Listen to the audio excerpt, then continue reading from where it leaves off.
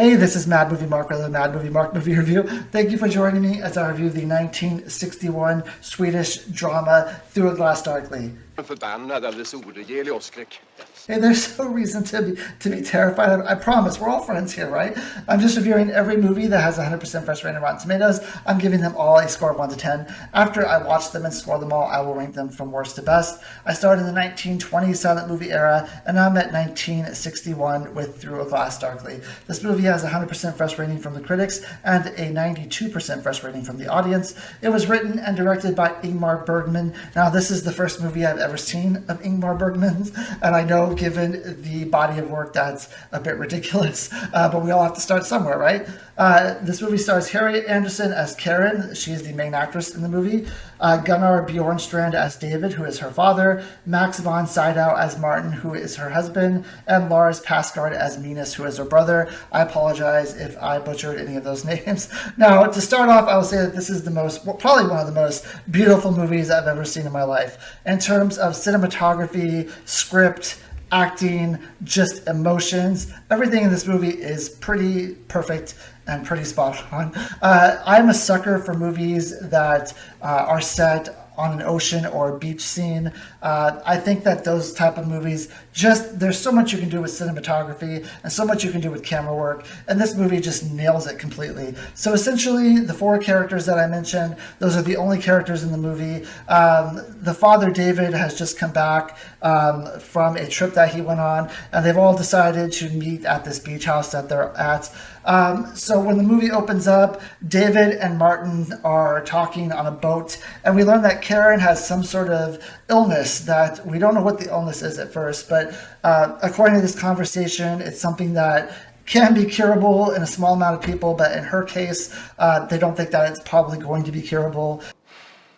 När Karin kom hem från sjukhuset nu för en månad sedan så hade han och jag ett mycket ingående samtal. Han kunde inte lova någon varaktig förbättring. Och nu? Tycks det vara ovanligt bra. And it seems like it is like a serious illness that she is suffering from. We then go to a conversation with Minas and Karin on the beach. And Minas is talking about how he doesn't feel like he's that close to his father and how he wished that he just had more deep conversations and, more time with his father, because his father is a writer. He's away a lot. He's not around them as much as he would like. And you kind of get maybe the impression that Minas is gay. Now, I'm not 100% sure.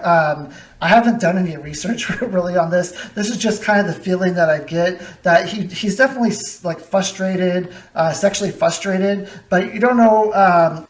It's kind of undetermined, ambiguous if he is gay or not, which it doesn't really. The only way that it would matter in this plot is that he feels kind of not close to his father, and maybe that's one reason why he feels that way. So essentially, while they're on this island, we learn that Karin, her illness that she suffers from, is schizophrenia. First, she feels like she's okay. She's having a good time with her family on the island. Her and her brother end up putting on this play for her husband and her father. And her acting in this movie is just incredible. One of the best female acting performances I think I've ever seen, to be perfectly honest. It's up there with Angela Lansbury in The Manchurian Candidate and Barbara Stanwyck in Lady Eve, who those are two of my most favorite female acting performances, but she is just amazing in this movie. So they end up putting on a play for her dad and her husband. Vem är du? Jag är Kastiliens prinsessa. Död i barnsäng i sitt 13:e år. Min make som var min jämnårige lekkamrat och älskade herre har vänt sitt sinne mot andra kvinnor. Prinsessa, jag älskar dig. Men vem är du egentligen? Du förstår väl att jag inte kan tala med vem som helst fastän jag är död.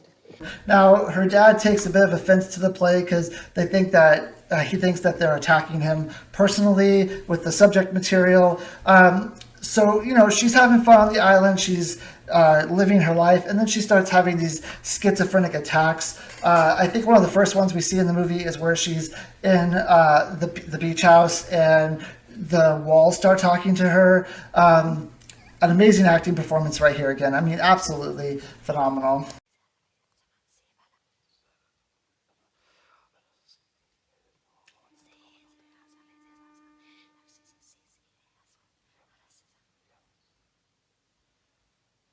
Now, after she has this attack, she ends up going to her father's room and she ruffles through her father's desk where she finds his diary. She ends up reading his diary, and in the diary, he talks about his daughter, about how she has this incurable illness. And I think she feels somewhat attacked because it would seem like he is using his daughter's illness in order to advance his writing career. He's using it in his future writing and in his future books.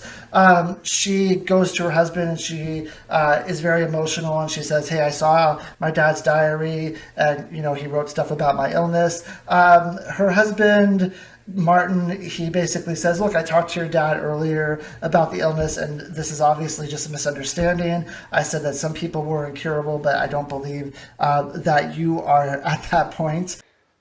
Om din sjukdom. Är det sant att den är hopplös? Men Karin, lilla... Hör på mig. Lyssna på mig nu, Karin. Se på mig. Se på dig. Jag talade om för David att du möjligen kunde få ett återfall. Det är möjligt att han missförstod mig. After this, Martin and David end up going back on the boat, and Martin says, "Hey, your daughter found the diary, and she read that the illness was incurable." And then David goes on this tirade speech about how Martin should wish that Karin was dead because there's no cure for this, and he wouldn't be spending the rest of his life worried about Karin if Karin wasn't around anymore. Okay, and then he says, David eventually says that when he was away on one of his trips, he tried to commit suicide by driving a car off the cliff, but the transmission stopped and the suicide attempt ended up being thwarted. It didn't work. And he said at that point, he realized that he actually loved his daughter and he loves Minas and he loves Martin. Jag ville tala om för dig att jag inte längre har några fasader att bevaka. Sanningen innebär inga katastrofer. Men det här har inte med Karin att göra. Jag tror det. Det förstår jag inte. Ur min tomhet föddes någonting som jag är svårt att röra vid. Kalla vid namn. En kärlek. So while this is going on, Minas and Karin are in the room with the wallpaper that she said was talking to her earlier. And she's describing these visions that she has where she believes that God is behind the wallpaper. And she's just waiting for him to one day come out of the wallpaper and present himself to her. Alla ansikten ska vända sig mot honom som kommer. Vem är det som kommer?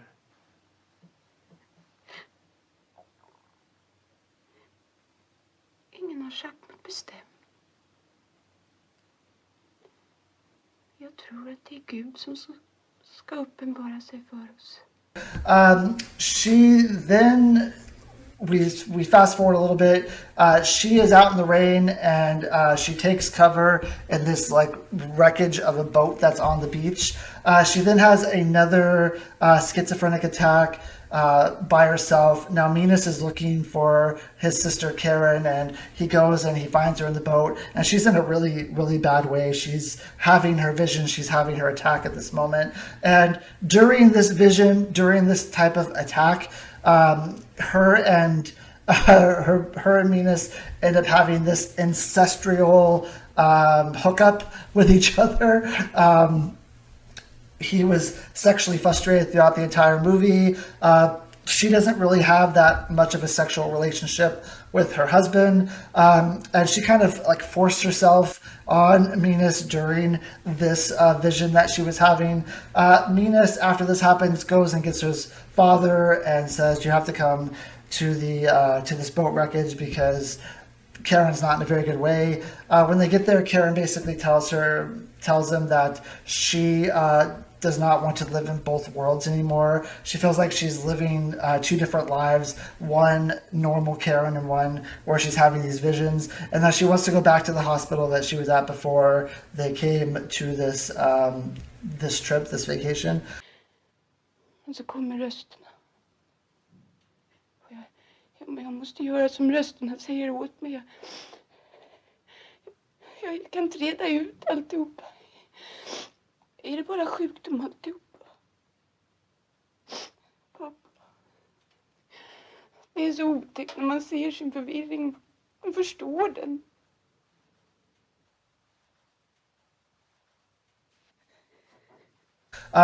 Her father agrees and basically says, okay. At the end of the movie, she tells her father that she had this ancestral relationship with her brother, that she took the diary, and that when all this happened, it was the voices inside of her head telling her to do this. She then believes that she sees God again, but this time she believes that she actually, like, God comes through the wallpaper, and she has a bit of a spiraling breakdown at this point. A helicopter comes and takes her away, and at the end of the movie, Minas is talking about how he doesn't believe in God, because how could God let this all happen? And then his father basically says that he does believe in God. And that's basically the entire movie, at least the way I understood the movie. Like I said, the acting in this movie is absolutely phenomenal. The dialogue is fantastic. The cinematography is what really puts this movie over the top for me. Just the use of light and the use of shadows is absolutely amazing. I was just glued to this movie the entire time I was watching it. Just the emotion that Harriet Anderson puts into this character, Karin, and the way she's able to really make you feel that she not only believes in these visions that she's having, but that she's like terrified of living in both of these worlds, and that she just hates the fact that this is what her life is, and that she's going through all this pain and suffering. I'm assuming that this wasn't a time where mental health wasn't really like that spoken about. It wasn't that big of an issue. In fact, in the beginning, when David and Martin were talking about this incurable disease that she had, I thought that it was something like cancer or something that she was going to die from. So there wasn't maybe a lot of knowledge about schizophrenia or what schizophrenia was back then. But, just to see this woman who's suffering so much and no one knows how to help her or no one knows what to do for her, and just her spiral as she's just constantly at odds with herself. I don't know why I've never heard her as an actress before, if she's in a lot of other Ingmar Bergman movies, but wow, I was blown away by how great she is. I mean, the supporting cast is fantastic as well. Everyone's character is phenomenal.